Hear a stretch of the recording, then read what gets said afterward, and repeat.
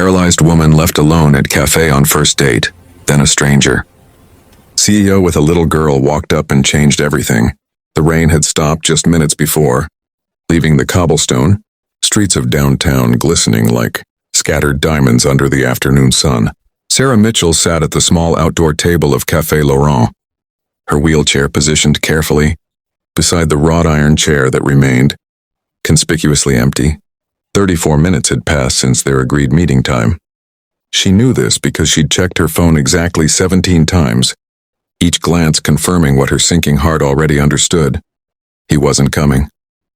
Sarah smoothed down her cream-colored dress, the one she'd spent 2 hours choosing that morning, the one that made her feel beautiful despite everything. Her long blonde hair fell in waves over her shoulders, styled with a care that now felt foolish. She'd even applied mascara, something she rarely bothered with anymore. All for a first date with Marcus, a man she'd met through an online dating app, someone who'd seemed different from all the others. Just be honest, she'd written in her profile. I'm paralyzed from the waist down due to a car accident 3 years ago. If that's a problem, swipe left. Marcus had swiped right. They'd talked for weeks. He'd seemed kind, interested, genuinely excited to meet her. He'd asked about her work as a freelance graphic designer, laughed at her jokes, shared stories about his own life. Never once had he made her feel like her wheelchair was an issue. Until today, Sarah's phone buzzed. Her heart leapt. Maybe he was just late, maybe there was traffic, maybe... Sorry, something came up. Can't make it. That was it. No explanation. No apology beyond the perfunctory word sorry. No suggestion to reschedule. Just a coward's exit. Delivered via text message while she sat alone at a cafe, dressed up and hopeful like a fool. She felt the familiar sting behind her eyes and blinked. Rapidly, no, she wouldn't cry. Not here, not in public, not over another man who couldn't see past the wheels. Can I get you anything else, miss? The waiter appeared, his expression carefully neutral, though Sarah could read the pity in his eyes. He'd seen her sitting here, checking her phone, waiting. No, thank you. Just the check, please. As he walked away, Sarah allowed herself one moment of vulnerability. She brought her hand to her mouth, fighting back the tears that threatened to spill over. 3 years since the accident, and she'd been on exactly 7 first dates. 4 men had never shown up. 2 had left within 20 minutes, making transparent excuses. 1 had actually been kind, but had later sent a message saying he wasn't ready for the complications. Was she really that complicated? That much of a burden? That unworthy of love? Alexander Chen had learned to cherish the small moments. It was something his late wife, Emma, had taught him before the cancer took her 2 years ago. Life isn't about the big gestures, she used to say.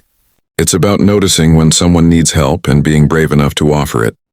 Today was one of those days where he desperately needed to remember her wisdom. The merger deal had fallen through that morning. Months of work, dissolved because of cold feet and corporate politics. His company, Chen Innovations, would survive. They always did.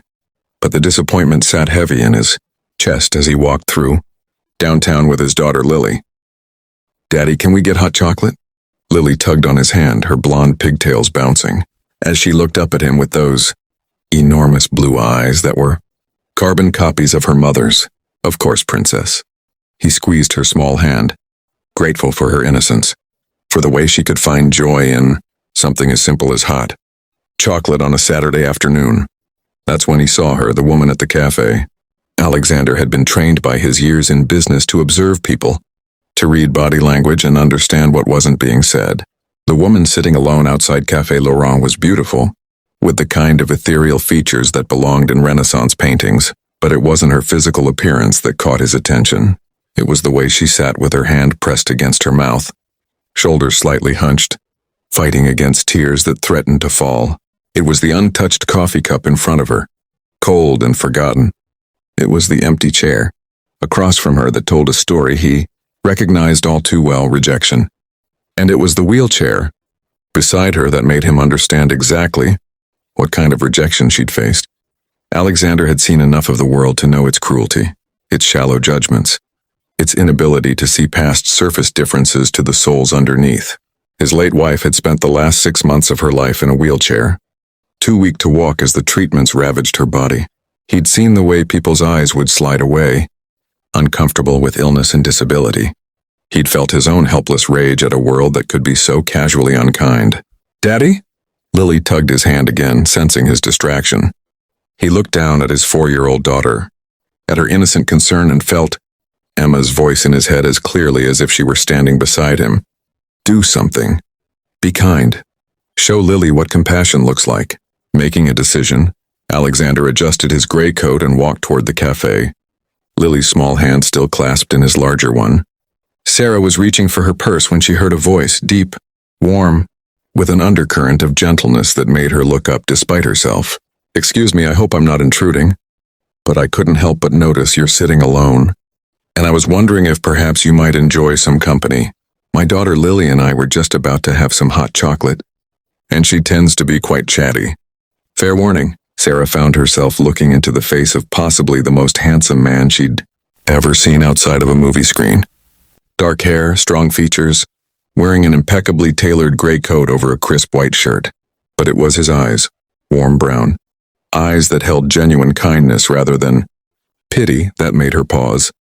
Beside him stood a little girl who couldn't have been more than 4, clutching a stuffed unicorn and looking up at Sarah with open curiosity rather than the discomfort children sometimes showed around her wheelchair. I was just leaving," Sarah managed, confused by this interaction. Men like this didn't approach women like her. They just didn't. "Please don't," the man said, and there was something in his voice that made it impossible to dismiss him as some kind of prank or pity party. "I'm Alexander and this is Lily. We've just had a rather terrible morning. A business deal fell through. My daughter spilled juice on my presentation notes, and I believe we could both use the company of someone who might understand that some days are just difficult." Lily nodded solemnly. "I said a bad word when I spilled the juice. Daddy said I have to donate $1 to the swear jar." Despite everything, Sarah felt a smile tug at her lips. "What word?" "Damn," Lily whispered, looking both guilty and slightly proud. "Lily." Alexander's stern expression was undermined by the affection in his eyes. "That's 50 cents, not $1, Sarah found herself saying, and then wondered why she was engaging with these strangers, instead of fleeing the scene of her humiliation.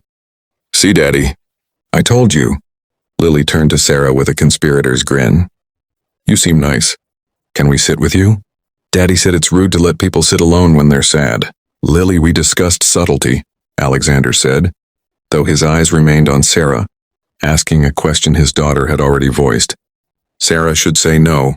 She should politely decline and wheel herself away from this situation that felt too good to be real. Too much like a scene from one of those romance novels where the heroine gets rescued by a wealthy, handsome stranger. But there was something about the way Alexander looked at her, not past her wheelchair, not at it with discomfort, but simply at her, that made Sarah gesture to the empty chairs. "I suppose my date isn't coming, so these seats are available." Alexander signaled the waiter and ordered hot chocolate for Lily, and after a moment's hesitation, Sarah found herself ordering one too. Why not? The day was already ruined. She might as well have hot chocolate with strangers. "Your date stood you up?" Alexander's voice was carefully neutral, but Sarah could see the anger flash briefly in his eyes. "Via text message, 35 minutes after our scheduled meeting time," Sarah confirmed, surprised to find that saying it out loud to this stranger hurt less than holding it inside. "It's not the first time." "Then the men you've been dating are fools," Alexander said it with such matter-of-fact conviction that Sarah actually laughed, a real laugh that surprised her. "You don't even know me. Maybe I'm terrible. Maybe I have 13 cats and a collection of creepy dolls." "Do you?" Lily piped up, interested. "No cats, no creepy dolls. Just a wheelchair, and apparently that's enough to scare off most men before they even meet me." Alexander was quiet for a moment, and Sarah immediately regretted her honesty. She was about to make an excuse to leave when he spoke. "My wife used to say that difficult circumstances don't reveal character. They reveal what was always there. If a man can't see past your wheelchair to the woman using it, then his character was always shallow. You didn't lose anything worth having." The past tense didn't escape Sarah's notice. "Used to say, Emma passed away 2 years ago, cancer." Alexander's hand moved unconsciously to Lily's shoulder, a protective gesture so full of love it made Sarah's chest ache. I'm so sorry. She spent her last months in a wheelchair, Alexander continued, his eyes distant with memory. Too weak to walk. And I watched.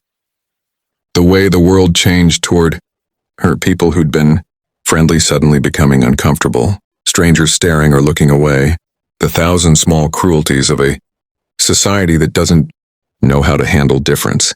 He focused on Sarah again, and the intensity in his gaze made her breath catch.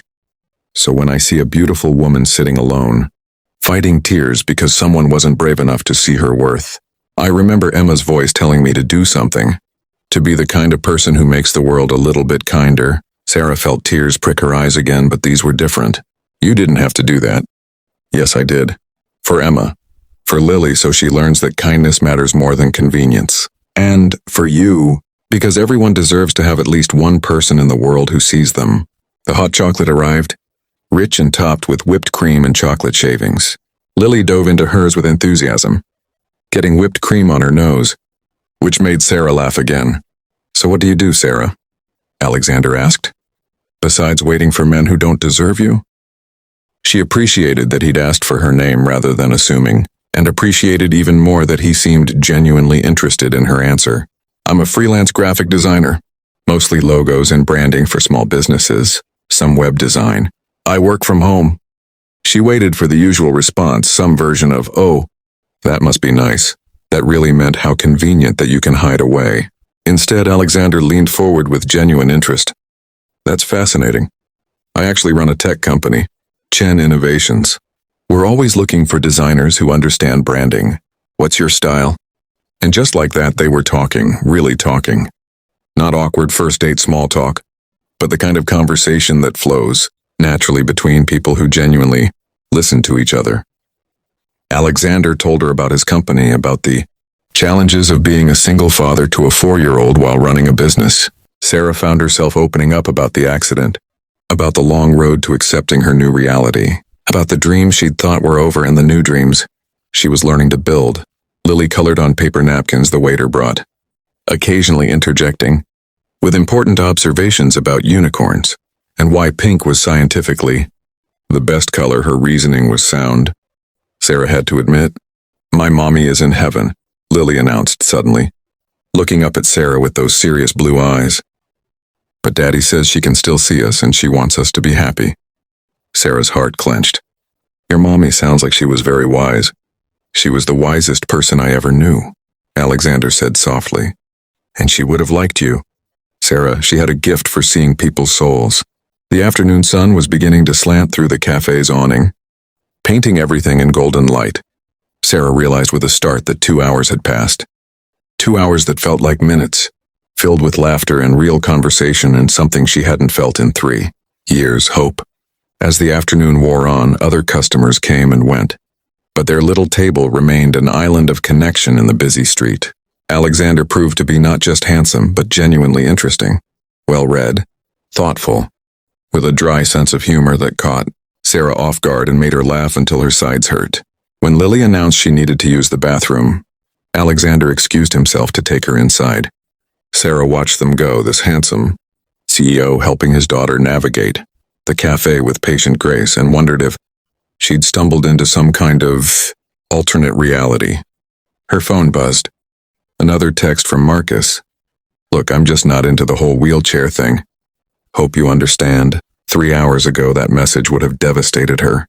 Now, looking at the empty cups on the table, the napkins covered in Lily's artwork, the warmth still lingering from genuine conversation and laughter, Sarah felt something different. She felt grateful. Grateful that Marcus had shown his true character before she'd wasted any more time on him. Grateful that she'd stayed at the cafe long enough for Alexander and Lily to walk by. Grateful for whatever force in the universe had led these two people into her life, exactly when she needed them most. She typed back, I understand perfectly. You did me a favor. Then she blocked his number. When Alexander and Lily returned, Lily was clutching a small bag from the cafe. We got you something, Lily announced, bouncing on her toes with excitement. Daddy said it's okay to give presents to new friends. Sarah opened the bag to find a beautiful ceramic mug with a delicate design of wildflowers painted around the rim. The cafe makes them, Alexander explained. Lily insisted you needed one because you said your favorite season was spring, and these flowers remind her of spring. Sarah turned the mug over in her hands, overwhelmed by the thoughtfulness of such a simple gesture. Thank you, she managed. Both of you. For everything today. Sarah? Alexander's voice had changed, becoming slightly uncertain the first time she'd heard him sound anything less than confident. I know this is unconventional, and I completely understand if you say no, but would you consider having dinner with us sometime? Real dinner, not just hot chocolate and Lily's napkin art. He rushed on before Sarah could respond. I should be clear. I'm not trying to replace what your date was supposed to be. I'm not trying to swoop in as some kind of rescue. I'd genuinely like to spend more time with you. You're interesting and funny and you see the world in ways that I find refreshing. And Lily clearly adores you, which is its own kind of miracle because she usually takes weeks to warm up to people. Months, Lily corrected seriously. It takes me months, Daddy, but Sarah is nice. She didn't talk to me like I'm a baby. Sarah looked between them. This man who'd approached a stranger out of kindness. This little girl who'd lost her mother but still saw the world with such openness and felt something shift in her chest. Not the desperate hope of someone looking for rescue, but something steadier, something that felt like possibility. I'd like that, she said simply. I'd really like that. They exchanged numbers, made tentative plans for dinner the following weekend. As Sarah finally prepared to leave, Alexander walked beside her wheelchair, not pushing it without permission, not hovering, just being there. Can I tell you something? He said as they reached the corner where they'd part ways. When I saw you sitting there earlier fighting back tears, my first thought was about Emma, about all the times she felt invisible or pitied or reduced to her illness. And I remembered promising her that I'd try to make the world a little kinder, a little more willing to see people rather than circumstances. He paused, looking directly into Sarah's eyes. But staying here talking to you, getting to know you, that wasn't about Emma or my promise. That was about you, about the fact that you're brilliant and funny and you see the world with this sharp clarity that's completely captivating. I'm not being kind right now. I'm being selfish because I don't want this afternoon to end. Sarah felt tears again, but they were the good kind this time. I don't want it to end either. Then it won't, Alexander said firmly. This is just the beginning. Lily hugged Sarah's legs, careful and sweet. See you soon, Sarah. And thank you for the swear jar advice. As Sarah wheeled herself home through the golden afternoon light, she realized something profound. She wasn't grateful to Alexander for rescuing her from a bad day. She was grateful that the bad day had happened at all, because it had led her to exactly where she needed to be. Her phone chimed with a text from Alexander. Lily says we forgot to ask your favorite color. She needs to know for very important art reasons. Also, I wanted to make sure you got home safely. Sarah smiled, her heart feeling lighter than it had in years. Purple. And yes, I'm home. Thank you for the most unexpectedly perfect afternoon. The first of many, came his reply. 6 months later, the wedding photo that would eventually sit on Sarah and Alexander's mantle captured a perfect moment. Sarah in her wheelchair, looking radiant in a lavender dress. Alexander kneeling beside her with Lily between them. All three were laughing at something outside the frame, their joy palpable and real, but that was still months away. For now, Sarah sat at her desk in Alexander's home office, their home office, now designing a logo for a new client while Lily practiced. Her letters at the small table Alexander had set up for her. Sarah? Lily looked up from her work. Can I ask you something? Always, sweetheart. Were you sad that day at the cafe? Before we met you? Sarah considered the question seriously, giving Lily the respect of honesty. Yes, I was. Someone had hurt my feelings and I felt very alone. But you're not alone now, Lily stated with 4-year-old certainty. No, Sarah agreed, her heart full. I'm definitely not alone now. Good. Lily nodded, satisfied, and returned to her letters. Later that evening, as Alexander helped Sarah transfer from her wheelchair to the couch, his hands gentle and practiced, she caught his face between her palms. I never thanked you properly, she said, for seeing me that day. Sarah, Alexander's voice was soft but firm. I didn't do you a favor. You transformed my life. You taught Lily what resilience looks like. You reminded me that it's possible to find love again after loss. You made our house feel like a home." "We made each other whole," Sarah said simply. It was the truth they'd discovered over months of dinners and laughter. Of Lily's bedtime stories and quiet evenings designing logos while Alexander worked on contracts. They hadn't rescued each other, they'd chosen each other, day after day with full knowledge of each other's wounds and scars and wheelchair ramps and grief.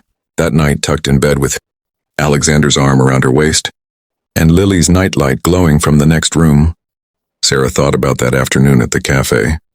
She thought about Marcus, who'd never know what he'd missed.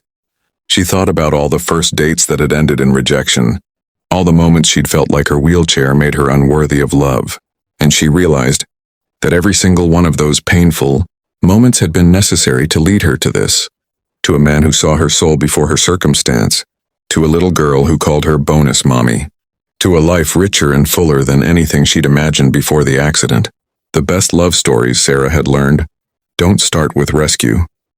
They start with recognition, two souls seeing each other truly and choosing to build something beautiful together. Sometimes the worst day of your life leads you directly to the best. Sometimes a stranger with kind eyes and a little girl with pigtails walks up to your table at a cafe and changes everything.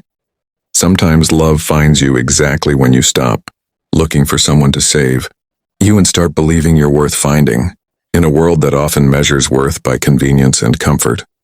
True love is measured by courage, the courage to see past surfaces to souls, to choose connection over ease, to believe that every person, regardless of their circumstances, deserves to be truly seen.